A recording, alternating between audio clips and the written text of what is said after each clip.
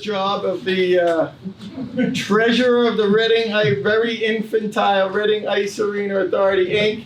And he went around trying to hit up people. And many of you in here can probably read your name on the wall 28 years later. I got most of the tennis ball marks off, but I can't guarantee that all the names are pristine up there. I have to thank Jane and Peter primarily, and we'll thank Nelson as well, but he's the one that chose to move out of state, so he gets a little less thanks. The Burbank family's been great to work with, obviously all the way through the last 28 years, making sure Dad got down to the rink for hockey games. I don't see Jerry Brandy, he's supposed to be here. Jerry was the chauffeur, but everyone in this room has many, many Nelson Burbank stories. I could be here all night. I will say, I just completed 28 years for Reading Ice Arena Authority, and after a couple of months... You're halfway done. After a couple of months, I said, Nelson, we seem to be doing pretty well.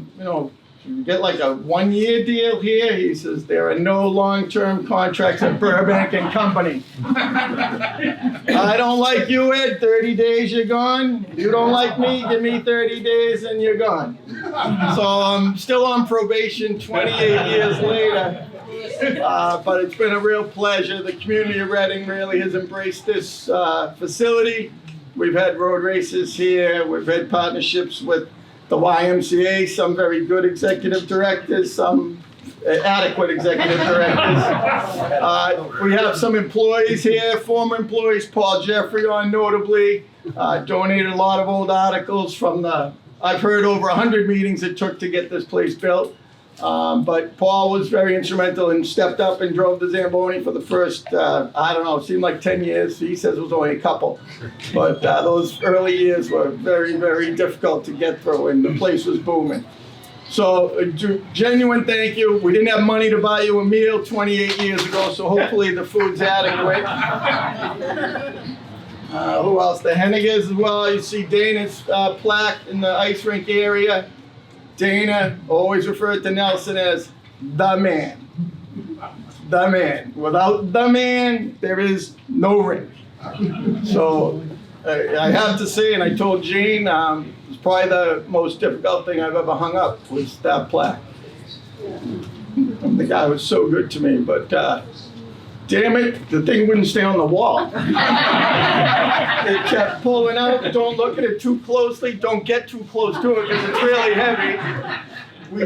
We did buy it at Reading Trophy, so Nelson's thing, a buy local, invest in the community. We lived up to that. I think Tommy O'Connor's on the Trans-Canadian Railway right now with the plaque profit.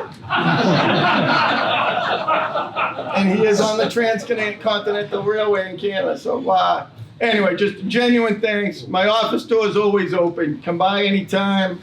It's been a great pleasure. The partnership with North Shore Skating Club, for getting them in the back. Shannon's the new president. Some of the coaches have been here for the 28 years. Sean Collins, president of youth hockey, obviously tight partnership with them, and it was built for them and for Reading High School hockey. Mark Doherty's here. The new girls coach is so new we couldn't find her to invite her. But Mark and Peter before. Mark is the coach, but those of us that have worked here for 28 years still refer to it as Peter's room. I don't know how many years you're gonna have to coach for it to become Mark's room, but it's Pete's room. So just, great memories have been made in this building, and I'm so proud and thankful to be able to have you people here tonight. So without further ado, we're gonna get into the brief speaking portion. We're down to 2 speakers. The best speakers here, and 1 or 2 of them may not have made it. So anyway, we're gonna have Brad and then Peter Burbank, Nelson's son. I hope everyone in the room knows Brad Jones. He's been very supportive. And I think the only one that Nelson liked better than me as an employee that he considered me was Brad Jones. So thanks, Brad. I know he supported it. Well, thank you. Well, thanks for coming to the Ed Peduto comedy show. That was good. But seriously, Ed sent me a note and said they were doing this to honor Nelson, and could I stop by and say a few words? And there was nothing that was going to keep me away. And I drove in, and the first thing I see is Nelson's Cadillac. And that was great, which I found out he won in a raffle. Which is incredible. But to just think back to, I go back far enough in working and representing Reading to know that this was a challenge when it was a vision for Nelson to come forward, and that not everybody in the community embraced it. And now it's a pillar of the community, and everybody embraces it. And Nelson went on to do so many other things, whether it was the Y, whether it was the Matera property, whether it's the lights, the football field, just so many things for the town of Reading that he loved, the veterans, everything. I know we all miss him, but the good thing is he's with us every day. And I know for the family, some of whom I've known for a while, others I got to meet today. They're just terrific people. Nelson just so great to see. He was so down to earth, unassuming, and just really always wanted to give back. I remember Peter Heckenbeckner and telling me, he came to Nelson and asked, I'm looking to do a few things in town, and can you give me a few ideas? And Peter gave him a list, and Nelson said, you know what, just give me the whole list, I'll do the whole thing. And he wasn't looking for credit. And that's Nelson Burbank. Give back, do things, and he has helped build the foundations in so many lives, whether you're, sports, veterans, school, outdoors, whatever it is. I can tell you, representing other communities, we need to make sure Nelson was protected because those towns wanted to steal him because they were so very, very envious that someone was so generous to one community and did so much. I think after we got the rink was up and running and everybody kind of understood what the game plan was and how well it worked out, I don't think there was never, ever another bad word or concern raised about anything Nelson wanted to do for the community because people came to understand that his heart was in the right place and that he really just wanted to make Reading a community and that he believed in giving back. And he gave back so much. So I'm going to shut up because I'll get more emotional than it. And I'm going to turn it over to my friend Peter. Thank you.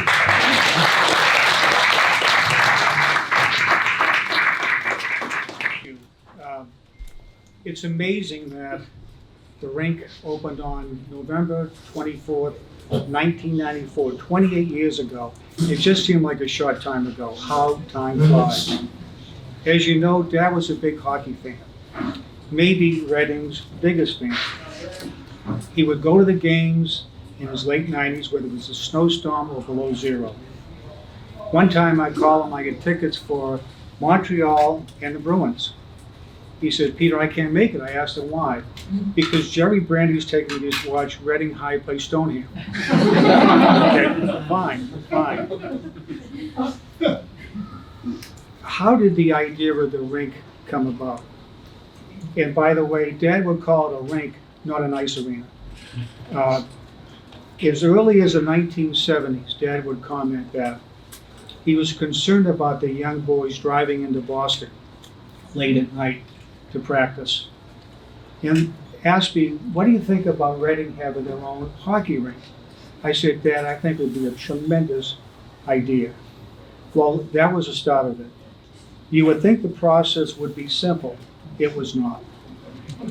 However, with the support of Reading town officials and the town of Reading, as well as Dad's perseverance, here we are today. Dad got two things real right. Who knew that an old missile site would be a great location for Burbank Ice Arena? And secondly, I knew when he was just a young guy, the steady influence here, 28 years, Eddie Peduto. Eddie.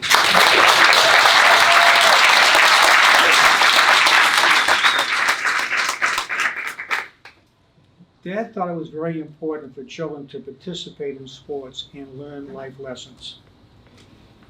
Like hard work equals success.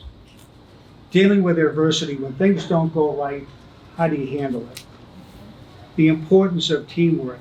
And Dad was a big proponent of, he didn't care about the results, effort. Effort to him was important, and not quitting.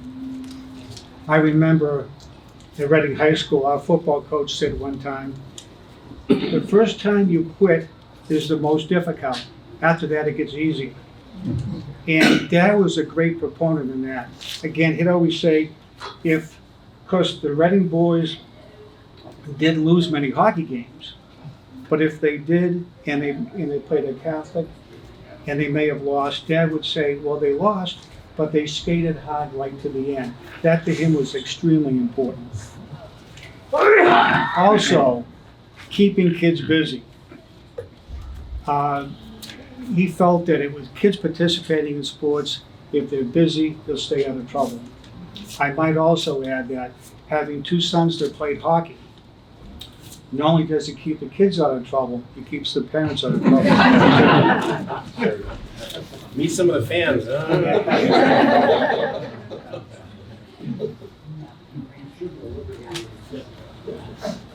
Dad was so pleased with the success and the increased participation for boys hockey, many times the Middlesex League champions, Super 8 champions, girls hockey, many times the Middlesex League champions, the success of the figure skating, learn to skate, special skates, and public skating.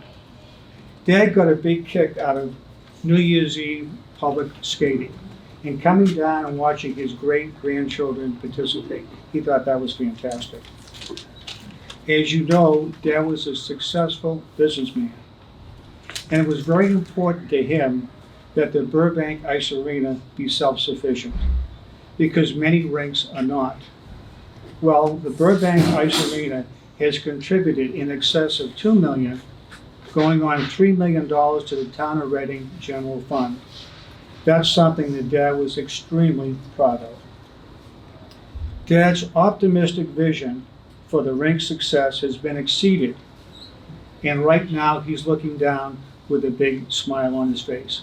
Thank you so much.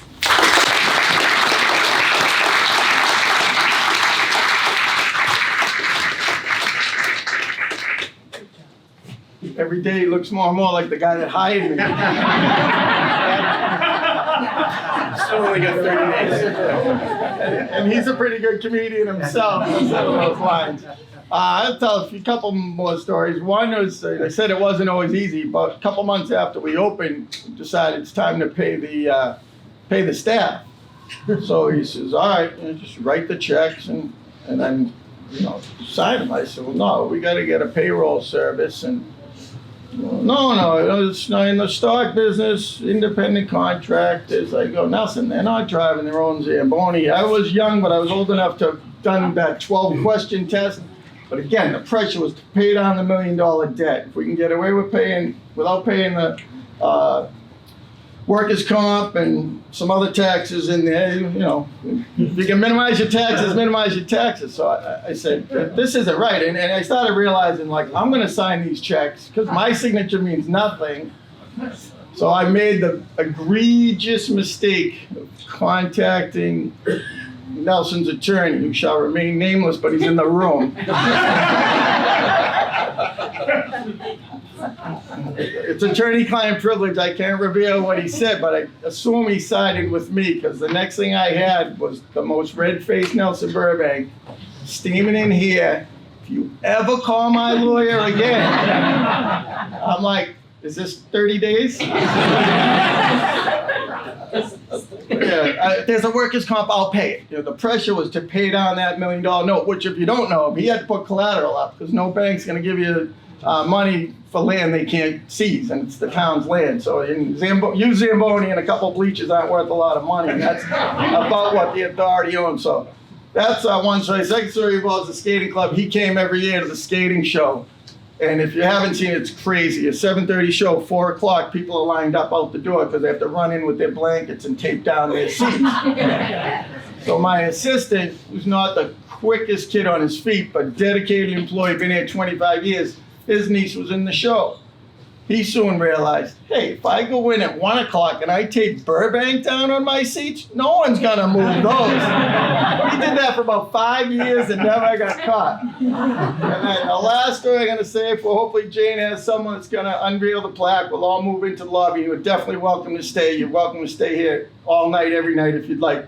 It involves the family. Nelson was in his declining time, and You know, we were getting over there more and more often, and the lawn was getting cut. The sticks weren't getting picked up in that vacant lot. I used to be picking up those sticks all the time. And I got a phone call. Do you have any 3 to 2 electrical adapters? You know, what? Yeah, I'm watching Dad, and I'm trying to plug my laptop in. There was not a 3-prong outlet in the man's house in 2019. That's the Nelson Burbank that I knew and loved. So, without further ado, I think we should probably adjourn into the lobby area, and we'll see the nice plaque. The picture and wording was chosen by the Burbank children, and I'm so grateful that I didn't have to pick it.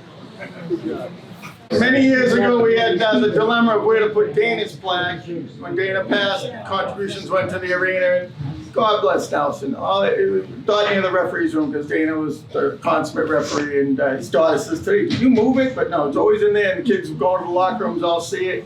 And that's been refurbished a couple times because near the locker rooms, nothing is sacred. But Nelson would just sit as we discuss and say, I don't think it should be the lobby end.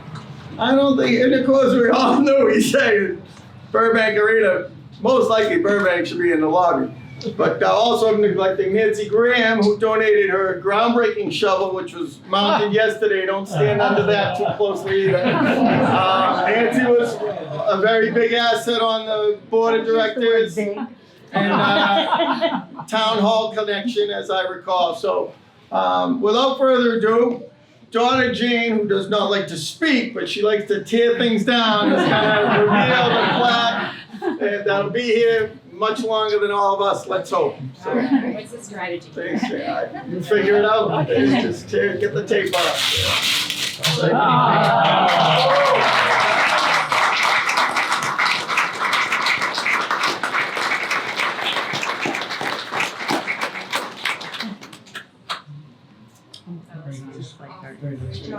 Very nice. Very heavy too. Watch it too. Good for another 30 days. Absolutely. Again, you're all welcome to stay. Be sure that room's ours for the night.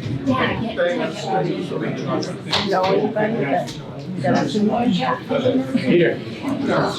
We tried to do the food COVID free and not have this as super spread. That's why everything was individually wrapped. Hopefully, anyone that was questioning didn't come.